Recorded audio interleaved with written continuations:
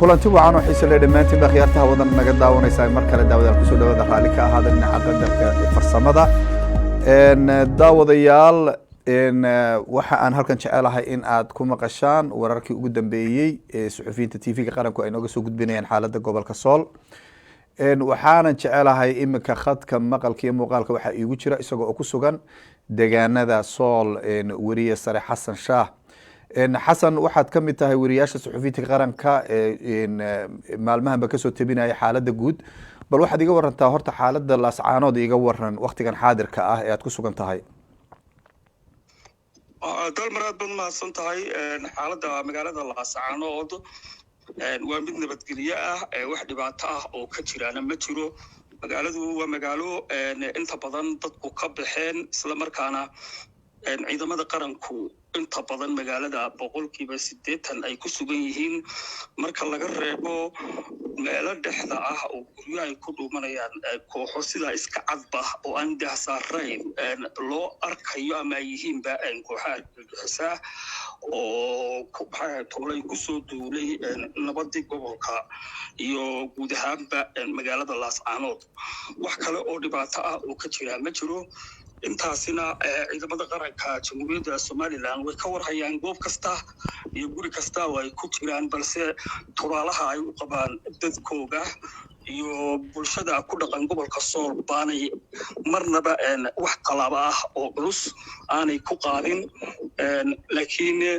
xaaladda gobolka Sool maalmahan u dambeeyay oo dhan waa nabadgelyo maadaama oo ay ciidamada qaranku ay ku sugan yihiin waxaad iga warantaa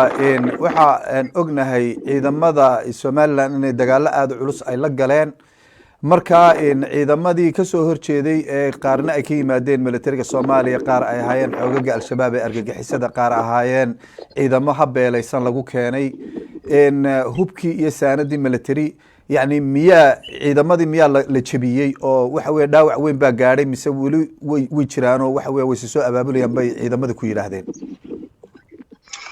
wallahi dalmaro wax ciidamo beelaysan ah oo la soo abaabulay in yar oo qadiyada ay qaatay mooyaane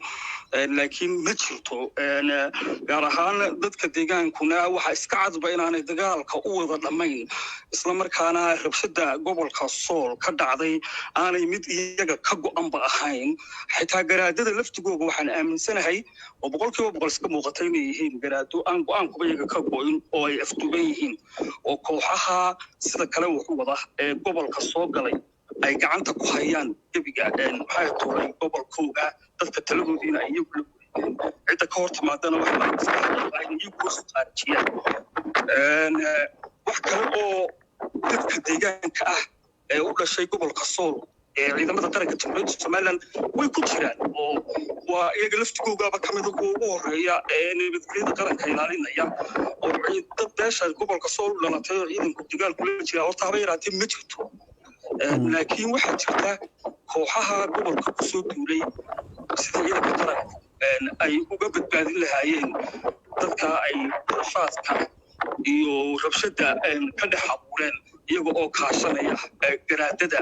oo aan u maleynayo iyaga laftigooda inay haatan arkaan gobolka ka dhacday sidii ay u dhacday aan ku wada qanacsanayn oo ay isleeyihiin sidee xal uga gaadhaan u furtaamisaan dhibaatadaas dhacday laakiin wax kale dhibaato ah waxaa jirta Xasan in ay ciidamada qaranka iyo dagaalada ku dhex maray magaalada Laascaanood mar walba ay soo gudbinayaan oo ay Soomaaliland ay leeyihiin madaafiic bay ku garaacaysaa magaalada arrinkaasi maxaa ka jira yani markaad dhinacaaga eegtay madaafiicda iyo guryaha la duminaya yaa ka mas'uulaad u malaynaysaa markaad gudaha u gashay magaaladii ee ciidankii la kulantay wallahi waa arrinta aan aad ka ula yaabanahay waana sababaha aanu haddaanu nahay telefishinka qaranka iyo idaacadda raadiyo Hargeysa ama ka wasaaradda warfaafinta aanu halkan u nimid bal xaqiiqda rasmiga ah inaan eegno waxa iska cad horta iyaga laftigoodu maantadan oo u dambeysay intay hoobiye soo ridaanay ku dhuftaan guryihii shacbiga ay sawir ka qaadayaan markaasay oranayaan maxay dawladda ciidamada Soomaaliland ayaa madfac ugu dhuftay aba yaraatay ilaa maanta ilaa markii aanu nimi hal madfac oo ciidanka qaranka Soomaaliland totally buu isticmaalay ma jirto inta magaalada gudaheeda waanigi ka soo waramaynay waad arkaysay ciidanka qaranku kaliya waxay ku jiraan guryaha kuwa argagixisada ahi wax ka soo tuurayaan guryaha haas sidii ay agtooda maxay toole ugu difaaci lahaayeen bulshada hal qori oo maxay toole weyn ma isticmaal haddii ciidanka qaranku qori isticmaalayo kuwa rabshada wada argagixisada qoryaha la soo galay wax tooganaya ayay cala gurigii ku jiraan iyagoo ka warhaya wax ku dhufan lahaayeen ilaa hadda hal qori oo weyn oo ciidanka qaranku riday haba yaraatee ma jirto marka waxa weeyaan propaganda iyo been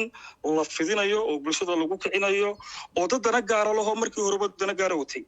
ay makana sii wadaan markaad magaalada Laascaanood adigoo ku dhex jira oo ka soo tabinaya waa tii wararkii ugu dambeeyay aynu haynay magaalada markaad eegto shacab ma ku haray oo meelaha qaar ma joogan shacabka mise magaaladu way maran tahay magaalada inta badan shacabku waa ka baxay laakiin dhinaca magaalada qaybaha qaar kood way iska furan yihiin oo magaaladoodu waa shaqaynayaan oo wax rabshada iyo wax mushkiladii oo aad ka arkaysaaba ma jirtaba waa qayb ka mid ah magaalada ay rabshadini ka socotaa oo gaar ahaan u badan xagga koonfurta magaalada dhinaca kale markaad eegto kolleyba waa arrimo military ciidamada qaranku magaalada imsa meelood baad malaysa yani markaad eegto istiraatiijig ahaan magaalada may ku xiriiraysan yihiin wax ka bixi kara wax geli kara ma jiraan miya magaalada ciidanka qaranku gabgeedaba gacanta iyaga ku haya xarumihii dawladda wasaaradihii cismaalihii wax ka jireen oo dhammaan hada nabadgelyada magaalada ciidanka qaranku guud ahaanba magaalada inteeda badan way ku jiraan iyaga gacanta ku haya oo maxay toolayda ilaaliya xarumihii dawladda maxay toolay magaaladana deegaanka boqolkiiba 80 ciidanku asto oo reer horta meeshan cid ku hortaagan ciidanka qaranku ma jirto ama dagaal laga hortaagay ma jirto ciidanka qaranku waxa ay meesha rabaan in sidii looga saari lahaa kooxaha ku soo duulay bimacna kalima dadkeena bulshada reer Soomaaliland had iyo jeer waxa laga dhaadhiciyaa cid baa soo abaabushay caankana dagaal yahay dagaal qabiilaysan aniga wax dagaal qabiilaysan oo reer ku wada socdo oo meesha ka socda haba yaraatee ma jirto walaal anigu waxaan arkayaaba dadka gobolka Sool cid ku soo duushay inay ku sugantay magaalada Laascaanood oo nabadoodii ku soo duushay oo rabitaankoodii ku soo duushay oo horumarkoodii ku soo duushay oo waxbarashadoodii ku soo duushay oo caafimaadkoodii ku soo duushay oo dawladnimadoodii ku soo duushay oo hayb haday doonaan hal la wadaagaan laakiin sidii aan aaminsaneyn baqaranimada jamhuuriyadda Soomaaliya ayaa rabshad meesha ka wada intaana ciidanka qaranku insha Allah sidaan aaminsanahay amarka sare ee dawladda oo ciidamadu horta waa amar qaatayaal waxay ku shaqeeyaan maamulka dawladda guud ahaanba iyagoo sidoo kale toolaalo wax mar walba bulshada marka ciidan qaranka hortaagnaan kara oo ku sugan gobolka Sool ma jiraba laakiin ciidamadii saddexdii maalmood waxaan maqlaynay dhammaan ciidamadii soo duulay commanderskii oo dhan ciidamada qaranku way laayeen dagaaladu ma waxa ay soo afjarmeen maalintii toddobaad yani aad bay u dagaalamayeen xoogagani saddexdii afartii maalmood ugu horeysay marka jabka weyn xagee buu ka dhacay baad u malaynaysaa ee soo gaaray kooxihii argagixisada ee Laascaanood ku soo duulay horta ciidanka qaranku goobahoogii caadiga ahaa bay ku sugan yihiin mar walba marka la soo weerarana way iska difaacayeen wax weerar oo ay haba yaraatay geysteen ma jirto haddaan ku yiraahdo cidaasay laayeen oo ay awood sheegteena been baan ka sheegayaa qaranka jamhuuriyadda Soomaaliland iyo ciidamada basidaan ilaahay ku arkay ciidamada qaranku waxay lagu soo tuuro ay iska difaacayeen kamandarada laayay oo aan ku tilmaamayo hebel iyo hebel baa la diiday ma jirto oo cidda wali awood ciidan ismay adeegsan ciidamada qaranku halkooda bay joogaan qorshahooduna waxa weeye sidii kooxaha argagixisada meesha looga saari lahaa taana haddii ay go'aan lagu qaato in ay ka saaraan meesha waxaan aaminsanahay saacad in ay xasan shaah waqtigeena ka qaadan ma doonayo waxaad iiga warantaa ma la kulantay shacabka caadiga ah ee magaalada Laascaanood deganaa ma wareysatay bal markaad wareysatay niyadooda iyo qalbigooda maxay u arkaan magaaladooda inuu dagaal ka qarxay in ay magaaladii dadkii ay ka barakaceen marka haddaad haween la kulantay dadkii shacabka ah ee caadiga ahaa bal ka waran qalbigooda iyo niyadooda maxay kuu sheegeen markii aad la kulantay dadkii والله دورت dad aad wareysato oo magaalada ku sugan ma jiraan inta badan maxay ahayd toolay dadku way ka kala qaxeen magaalada intoodii badnayd laakiin sida dareenkooda ka muuqata bulshada ku dhaqan gobolka Sool u soo baxday maxay toolay deegaanada Soomaaliland meelaha kala duwan iyo tuulooyinka dhulka kala tagay mid waliba uu dareensan yahay waxaad u arkaysaa inaan raalli ka ahayn wixii meesha ka dhacay oo ay maxay ahayd tole maantana rabaan sidii ay hawshoodii nabadgelyo u soo noqon lahayd ma jiraan dad qaxoonti oo ciidanka qaranku ay caawiyeen ood aragtay iyaga ma jiraan ama deegaanada Yagoori ha aadaan ama ari caday meelaha aad soo martay ciidanka qaranku tan iyo maalintii uu yimi gobolka Sool wax kasta oo baahiyo aasaasi ah oo ay u baahan yihiin waxay ahaayeen kuwa la garab taagan haddii biyo dhaamin noqoto iyo haddii waxtar kalaba noqoto tusaale yar oo kooban baan ku siinayaa magaalada Laascaanood maanta inta ay leeg tahay waxay ahayd toolay 10 jeer marka loo qaybiyo meel ka mid ah bay ahayd laakiin maalintii ciidamada qaranku ay soo gaareen halkan waxa laga hirgeliyay in ciidamada qaranka oo dawladkeeda soo degay dhaqaalaha Soomaaliland ee ku baxaya faa'iidada ka soo galaysa ay sababtay in magaaladu fido dhisanto dawladihii kala dambeeyay ee jamhuuriyadda Soomaaliland tacabkii ugu badnaa ay geliyeen magaalada Laascaanood oo maanta waxa dhex mara ilaa dhowr iyo 20 wado oo laamay ah halkii markii hore ay dhex mari jirtay wadada kaliya ee isku xidha maxay ahayd toolay Laascaanood ilaa Garowe ilaa dhulkii Soomaaliya ayuu dhex mari jirtay laakiin maanta 20 wado ilaa 23 wado ayaa magaalada dhex mara waxqabadkaasina wuxuu hirgalay intii xukuumadahan kala dambeeyay xisbiga kulmiya gaar ahaan madaxweyne Axmed Maxamed Xamiid Jiilaanyo iyo madaxweyne Muuse Biixi oo hadda talada haya intay xukuumaduhu ku jireen ayay waxqabadidaasi soo kordheen magaalada xarumihii dawladda oo dhan baa laga dhisay isbitaalkii ugu weynaa ayaa ka dhisan oo aad ogtahay inta maxay tole maaliyadda la geliyay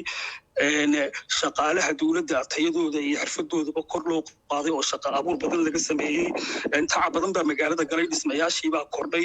magaaladu way ballaaratay maanta intay leeg tahay iyo intay markii hore leekeed qofkii garanaya ayuu baa garanaya way fitay dhanka kale markaad eegto waxtarka ciidamada qaranku deegaanada ay ku sugan yihiin bulshada ay u leeyihiin waxaad eegtaa magaalada Tukarraq oo dhawaanba ciidamada qaranku ay dhawaytoole ay degeen intii waxay ahayd dhowr cariish iyo dirkada yar baa ka dhisnaa maantana magaaladan oo saqoonin oo guryaha ku yaala aad yaabayso oo maxay ahayd toolay dadku sidii u soo degeen aad yaabayso ayaan ku soo aragnay maalintii dhawada aanu talisiyada hore ciidamada qaranka booqanay ee Tukarraq marka ciidanka qaranku mar walba bulshada gobolka waxtar mooyaane waxyeelo meelahayn waxa iyaduna imika bilaabatay in barasaabkii maayarkii degmadii aad moodo inay tartiib u soo noqonayso kulliba cisbitaalku uu shaqaynayay bal waxaad iga warantaa noloshii magaaladu tartiib ma u soo noqonaysaa baad ma arkaysay markii aad tagteen inay u soo noqonayso magaalada Laascaanood nolosheedii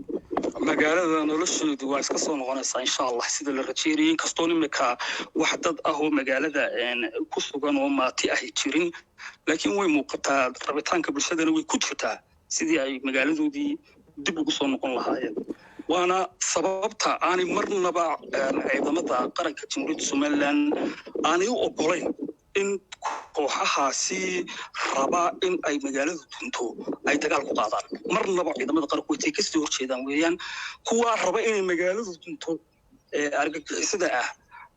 ayaa raba in ay magaaladu sidaa u baabaado kadibna dadku sidaa kaga guuro laakiin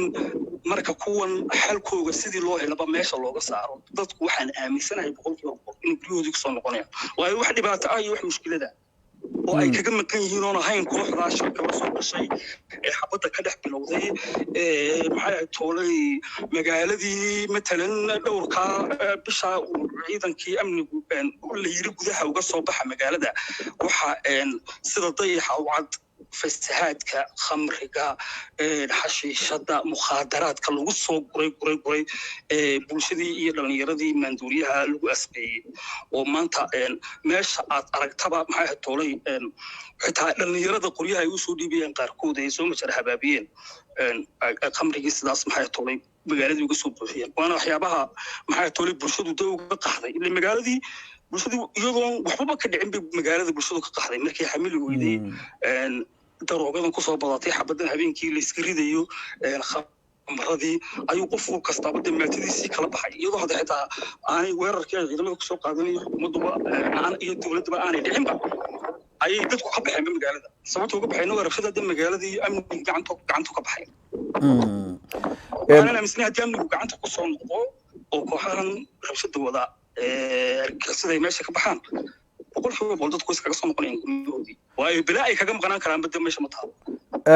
inkastoo ay tahay arrimo ciidan oo aanan jeclayn inaad laftigaagu aada guda gasho ma jiraan maxaabiis dagaal oo aad aragtay ama ajanabi ahaadaan ama argagixiso ahaadaane ajanabi waxaan ka wadaa gobolada dalka kale soomaaliya ka yimi wax maxaabiis dagaal miyaad aragtay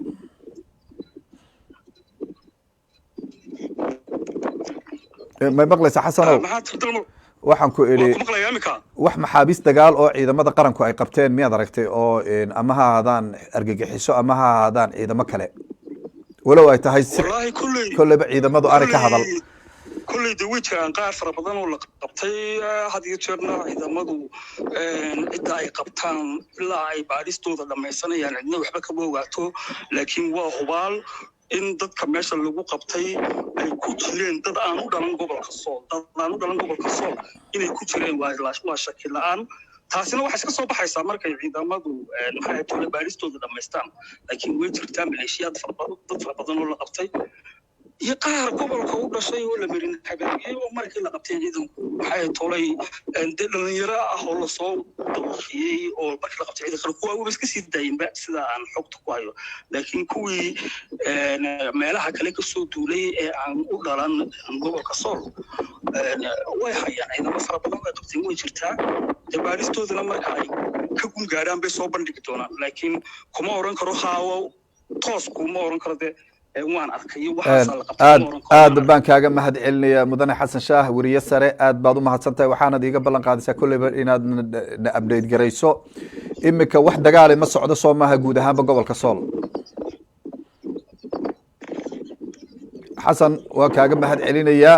waxaan rajaynayaa inaad meel dabaylaad maraysaa may maqlaysaa xasanow xasan aad baan kaaga mahad celinayaa imika wax dagaala ma jira soo maaha maanta ilaa shalayto intii aad joogtay wax dagaala iyo wax mushkiladu u jirtaa ma jirto inta aan ku sheegay mooyaane wax kale ma jiraan aad baad u mahadsantahay daawadayaashada qiimaha iyo qaayaha le halkaa waxaa inoogu dhammaaday barnaamijkii gaarka ahaa xasan shaah oo kamid a suxufiyiinta warbaahinta qaranka ee ku sugan dagaalka furamaha dagaalada ee furamo runtii ma jiraan marka laga reebo siduu saxafigu inoo sheegay koox dhalinyaro ah oo argagixiso ah oo hubeysan oo xaafadaha qaar ku dhumaalaysanaysa marka laga reebo dagaalkii foolka ahaa waxa weeyaan ciidamada militariga somalilan waxay ku guuleysteen gebi ahaanba inay guulo military oo aada u ballaaran ay kasoo hooyaan ciidamadii faraha badnaa ishuwanta ahaa ee military ee kusoo duulay magaalada laascaanood halkaasoo tallaabooyinkii military imika ay muujinayaan in ciidanka qaranku gebi ahaanba ay sugeen xuduudaha qaranka runtiina ciidamada militariga waxa ay muujiyeen awood dhumuc military oo aada u ballaaran taasoo runtii ay adkaan doonto mustaqbalka aadka u fog iyo ka dhowba in ay xuduudahan cidi ay soo hungureyso waanay soo afjari doonaan ilaahay idankiis maalmaha soo socda xoogaga ku dhuumaalaysanaya xaafadaha dadkii masaakiinta ahaa laga qaxiyey intaba daawadayaal barnaamijkeenan ayaa ah barnaamijkeenii guud ahaanba xaalada gobolka sool sidoo kalena waxaa jirta iyaduna maanta war-saxaafadeed ay soo saareen muwaadiniin reer somalilan ah oo ka cadhaysan amaba guddiga aan odran karno beelaha waaweyn ee degan wadankan somalilan beel kamid ah oo runtii war-saxaafadeed ka soo saartay xaaladaha beesha haddaba guddigan aad ku arkaysaan website-ka amaba bageka telefiga qaranka ayaa beelahaasi ay sheegeen in aan haba yaraatee aanay jirin beelo ay dirteen amaba cid ay dirteen oo markaa ku matasha aayahooda si kastaba ahaatee beeshu waxay kasoo saartay war-saxaafadeed waxaanay tiri niman odayaal ah oo maalin dhoweyto hadlay hadalkooda waa waxba kama jiraan ayay yidhaahdeen sugaan sawirka inoo raadiya haddii ee bedinkeed leeyahay waxaan si toosa daawadayaal ugu jirnaa barnaamijkeena tv-ga qaranka websitekiisii ayaynu halkan ku jirnaa waa kuwan odayaashii war-saxaafadeedkaas ayay beeshu soo saartay oo ay ku sheegtay in laga been abuurtay waxna aanay ka jirin wararka been abuurka ah wararka ay niman odayaale ay sheegteen inay beelweynta somalilan ugu dhumucda weyn ugu muga weyn berberi wax go lagu qaado ka weyn. beeshan ayaa waxaa dhacday in ay isa soo tarayso niman odayaalaha oo sheegta had iyo goor inay yihiin guddiga beelahaasi. waa beelo kamid a beelaha somaliland, oran mayno waa reer qasax iyo waa reer hebel, waad iska fahmaysaan. beeshaasi waxaa hadaba jaren habaabiyey, beeshaas waxaa afduubay niman siyaasiyiin iyo cuqaal isugu jira, waxaana baaqiyo dhumuc leh oo masiir umadeed ku saabsan ay soo saaraan. haddaba baaqan ugu dambeeyey soo saareen dadkii ay ka go-aysay taladu, waxa ay sheegeen in ay nimanka odayaashaah waxa ay soo saareen haba yaratee aan waxba ka jirin, isla markaana beel magacaa leh oo meel inta ku shirtay ama geed hoos fadhiisatay oo u cumaamaday in masiirka reerkaas ay go-aamiyaan aanay jirin. tanina waxay soo afjaraysaa cuqaasha beelaha in ay had iyo goor qaar ka midihii ay sameeyaan war-saxaafadeedyo aan loo dhammayn. haddaba tani waxay markaa soo dhammaystiraysaa murankii ka taagnaa beesha dhexdeeda, iyadoo beeshuna ay si weyn u tashan doonto, sababtoo ah magacoodii oo aada dhulka loogu jiiday, niman ay garabka iska saarteen siday doonaan ay ka yeeleen. beeshuna runtii waa beel aada u ballaadhan, ilaa sanaaga bari ilaa iyo maroodi jeex, hawd reserve area, tog dheer hashe ilaa iyo saaxil. waa beel aada u ballaadhan oo aan runtii aanay dhici karaynin in ay dad gaarihi marka ay magacooda ay siday doonaan ay ka yeelaan. war-saxaafadeedkaasa isaguna maanta soo baxay oo ay leeyihiin waa waxba kama jiraan nimanka odayaasha ah ee naga midka ahi waxyaabaha ay ku dhawaaqeen ama ah arrimo masiiri ah oo ummadana ay iska leedahay. waana mid loo baahan yahay in ay beeshu isku noqoto, sababtoo magacoodii aad baa dhulka loola dhacay, magacoodii baa runtii si weyn garabka loo saartay. marka waxa ay tani ay muujinaysaa sida ay uga go-an tahay in ay beeshani tahay beel ku suntan nabadgelyada qaranka jamhuuriyadda somaliland, waana beelahii ugu waaweynaa ee guusha keenay, waana lafdhabarta. mana ka suurtowdo, mana niyad jabin karaan waktigan xaadirka ah oo qarankii laysu soo bahaystay in ay beeshu ay tiraahdo amaba hadaladii maalintii dhota ay soo saareen ay ka suurtowdo. beesha dadkii saxda ahaa ee matalayey ee maamulayey waa kuwa maanta hadlay. taas go-aankaas ayaana ah go-aanka saxda ah ee bulshada ay ku biyo cabayso. nimankii odayaasha ah beesha beel aada u ballaadhan aho wax badan baa kasoo bixi kara, maaha beel yar oo la controli karo. marka waxaa jira beesh waa beel aada u ballaadhan, marka waxaa dhici karta inay mararka qaar aad arki kartaan dad meel gooniya u leexday, balse aanay beeshu aanay ku wada matelin. si kastaba hatee waxaad daawanaysaan xasan shaah oo iga waramay xaaladda magaalada laascaanood oo degan waktigan xaadirka, ciidamada qarankuna ay ku guuleysteen in ay gebi ahaanba soo celiyaan ammaankii gobolka 97%. inta yare u hadhayna waxa ciidanku ay ku tala jiraan inay maalmaha soo socda ay soo afjaraan. qodobka kalena waxa uu ahaa beel kamid a beelaha ugu waaweyn somaliland oo laga been abuuray oo mulkiilayaashii xaqa ahaa ay hadleen, isla markaana ay sheegeen in ay beeshu ay ku taagan tahay madax banaanida qarannimada jamhuuriyadda somaliland, oo ay sheegeen inay tahay biyo kama dhibcaan. nabadgelyada gobolka soolna inay si weyn uga qeyb qaataan ayay beeshani ay sheegtay. waxaana halkaa ka baxaya kooxihii ama dadkii aragtida siyaasadeed lahaa ee beesha kamid ahaa ee iyaguna wadada qardadjeexa ah ee qodxaha badan maray oo la leeyahy walaalayaal kasoo noqda. beeshu waa beel ballaadhan, beel aydun afduubi kartaana waana hadda waxaad moodaa inay soo afjarmayso afduubkii ballaadhnaa ee beesha lagu waday. iyo mar walba siyaasadda arrimaha gudaha hadda waxaad moodaa in ay soo afjarmayso oo mulkiilayaashii saxda ahaa ee beeshaasi ay hadda ay galka seefta ay kala baxeen, iyagoo hormood ka ah difaaca qarannimada madax banaanida jamhuuriyadda somaliland. waa weriye dalmar iyo xasan shaah oo idin leh inta aynu aragtay noocan oo kale hawada ku kulmayna saaxiibayaal sidaa iyo nabadgeliyo. wasalaamu calaykum waraxmat ullahi tacaala wabarakaatu.